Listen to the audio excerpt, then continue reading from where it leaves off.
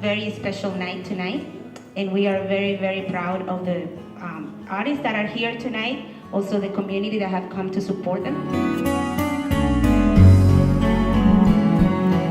The reason we have in this art exhibition is because we're celebrating, this is the first day that we're starting to celebrate Hispanic Heritage Month.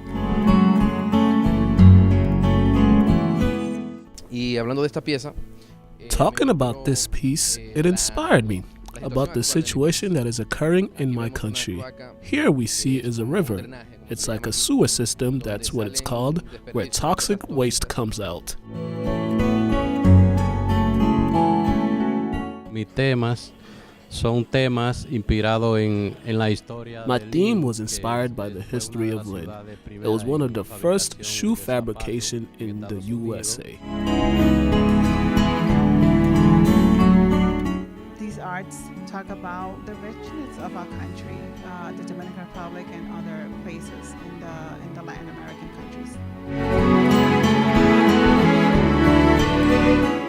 Y es sobre alguien que sueña con. This is someone who dreams for faith, hope, and liberty by coming to a new country.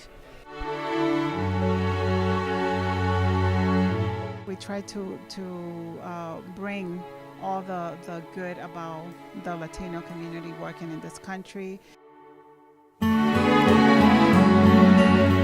pero sin dejar de perder lo que es la esperanza.